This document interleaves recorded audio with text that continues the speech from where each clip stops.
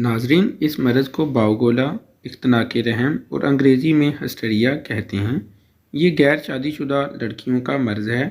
اس مرض میں مریضہ اچانک ہنسنے لگتی ہے، کبھی رونے لگتی ہے۔ اس مرض میں مبتلا مریضہ کو اپنے رحم سے حلق کی طرف ایک گولا سا اٹھتا ہوا محسوس ہوتا ہے۔ مریضہ کو ایسے لگتا ہے کہ وہ گولا حلق میں پھنس گیا ہے۔ اس کے بعد مریضہ کو بے ہوشی ہو جاتی ہے، لیکن مکمل بے ہوشی نہیں ہوتی ہے۔ اس مرض کی سب سے بڑی علامت یہ ہے کہ مریضہ کو یہ دورہ اس وقت پڑتا ہے جب اس کے ارد گرد لوگ موجود ہوتے ہیں۔ اس مرض میں مریضہ اپنے ادھ کھلے ڈیلوں سے ارد گرد موجود لوگوں کی حرکات کو دیکھتی رہتی ہے۔ کچھ لوگ اس مرض کو جادو یا جنات کا سایہ سمجھتے ہیں اور جعلی پیروں کے پاس جا کر پیسوں کا ضیاع اور یہاں تک کہ عصمت دری کروا بیٹھتے ہیں۔ ایسے کیسز سوشل میڈیا پر اکثر رپورٹ ہوتے رہتے ہیں۔ اس مرض کی وجوہات میں رحم کی سوزش، شہوانی خیالات کی کثرت اور سب سے بڑی وجہ دیر تک شادی کا نہ ہونا ہے۔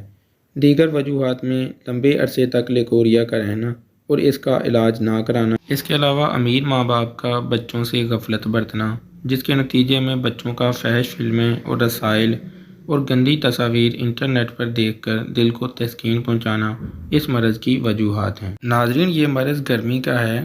اس مرض میں مبتلا مریضہ کا مزاج گرم خشک یا گرم تر ہوتا ہے۔ اس مرض میں نبض دوسری اور تیسری انگلی پر شدید ٹھوکر لگاتی ہے، جبکہ پہلی انگلی پر خاموش ہوتی ہے۔ ناظرین، اکثر معالج لا علمی میں باوگولا کو مرگی سمجھ لیتے ہیں اور علاج کے لیے گرم خشک ادویہ دینے لگتے ہیں۔ چونکہ باوگولا گرمی کا مرض ہے، اس لیے لا علمی میں دی گئی گرم خشک ادویہ سے یہ مرض مزید بڑھ جاتا ہے۔ اس لیے باوگولا اور مرگی کے مریض میں فرق کو سمجھنے کے لیے ان 10 علامات پر غور ضرور کریں۔ پہلا فرق۔ ناظرین، باوگولا میں بظاہر مریضہ بالکل بے ہوش ہوتی ہے، لیکن وہ آس پاس کے لوگوں کی آواز کو محسوس کرتی اور سنتی ہے، لیکن جواب نہیں دیتی۔ دورے کے بعد اکثر وہ باتیں بتا بھی دیتی ہے، جبکہ مرگی کی مریضہ یکا یک اور مکمل بے ہوش ہو جاتی ہے، کوئی آواز نہیں سنتی۔ دورے کے بعد اسے کوئی خبر نہیں ہوتی ہے۔ دوسرا فرق۔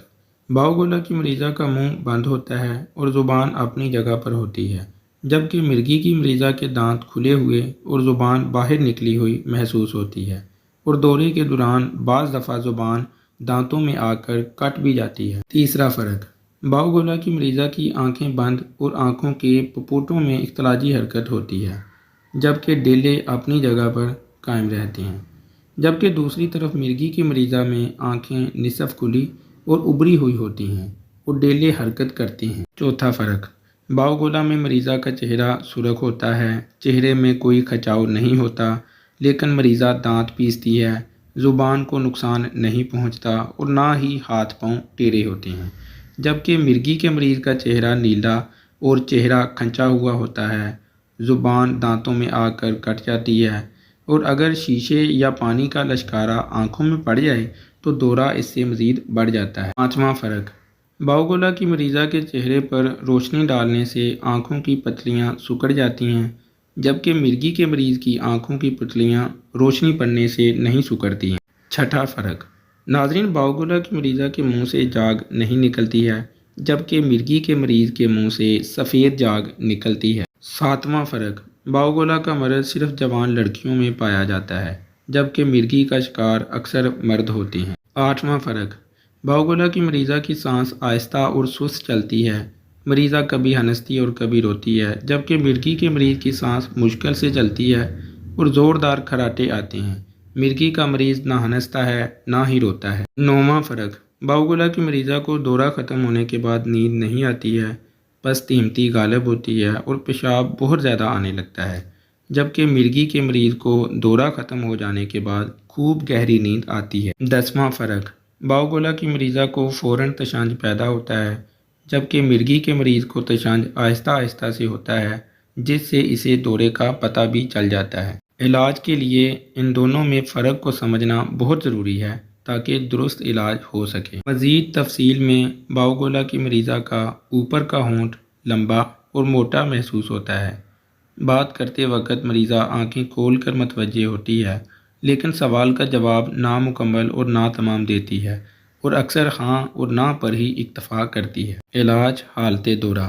دورے کے وقت جب مریضہ ہاتھ مارنے لگے اور بے ہوش ہو جائے تو اسے ایک ہوادار کمرے میں سیدھا لٹا دیں، گلے کے بٹن کھول دیں، سر کو اونچا رکھیں، نک چکنے، جوند بدستر اور جاو شیر برابر وزن پیس کر ناک میں پھونک دیں۔ مریضہ کو پیاس سونگھائیں، چہرے پر ٹھنڈے پانی کے چھینٹے ماریں۔ اگر حالت زیادہ خراب محسوس ہو تو ہاتھ پاؤں باندھ دیں۔ ہوش میں لانے کے لیے چہرے پر ٹھنڈے پانی کے چھینٹے مارنے کے ساتھ ساتھ ناک کے نتنوں اور منہ کو 1 منٹ کے لیے بند کر دیں یا اس کے قریب بیٹھ کر اس کے جسم پر دہکتا ہوا کوئلہ رکھنے کی بات کریں۔ اس سے ڈر کر مریضہ فوراً ہوش میں آ جائے گی۔ ہوش میں آنے پر مریضہ کو کمرے میں تنہا چھوڑ دیں۔ ناظرین، یہ سب تدابیر ہیں جو آپ حالت دورہ میں اپنا سکتے ہیں۔ ناظرین، چونکہ یہ مرض حرارت کے زیادہ ہو جانے سے ہوا ہے، اس لیے حرارت کو کم کرنے کے لیے پہلے یہ غذائیں اور پھل دینے شروع کریں۔ ان غذاؤں میں کدو، کھیرا، شلجم سفید، ککڑی، سیاہ ماش کی دال، پیٹھا، کھچڑی، ساگودانہ، فرنی، گاجر کی کھیر، گجریلا، چاولوں کی کھیر، پیٹھے کی مٹھائی، لوگاٹ، کچی اور پکی لسی، مکھن اور 7 اپ دودھ۔ پھلوں میں مالٹا، موسمی، میٹھا، لیچی، کیلا، کیلے کا milk shake, ice cream, falooda, fruits, شربت سندل اور شربت بزوری استعمال کریں۔ جسم کی حرارت میں کمی آنے کے بعد ان غذاؤں کا استعمال شروع کرا دیں، جن میں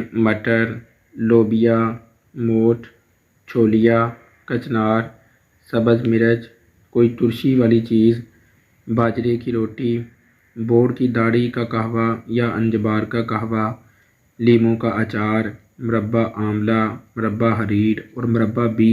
ان تینوں مربوں کو مکس کر کے صبح خالی پیٹ 1 چمچ کھلائیں۔ اس کے علاوہ شربت انجبار، شربت سکنجبین پلانا مفید ہے۔ جامن، کھٹا انار، الوچا، آلو بخارا، چکوترا اور ترش پھلوں کا جوس پلانا ہسٹریا کے مریض کے لیے بڑا فائدہ مند ہے۔ ناظرین، آپ کو ویڈیو کیسی لگی کمنٹ کر کے ضرور بتائیے گا۔ ویڈیو کے بارے میں کوئی سوال پوچھنا چاہتے ہیں، کوئی مشورہ کرنا چاہتے ہیں تو اس واٹس ایپ نمبر پر میسج یا کال کر کے آپ کر سکتے ہیں۔ اس کے علاوہ ہماری حوصلہ افزائی کے لیے ویڈیو کو لائک کریں، چینل کو سبسکرائب کریں اور ساتھ میں لگے ہوئے بیل آئیکن پر بھی ضرور پریس کر لیں تاکہ ہیلتھ سے ریلیٹڈ اچھی نئی آنے والی ویڈیوز کا نوٹیفیکیشن سب سے پہلے آپ کو مل سکے۔ فی امان۔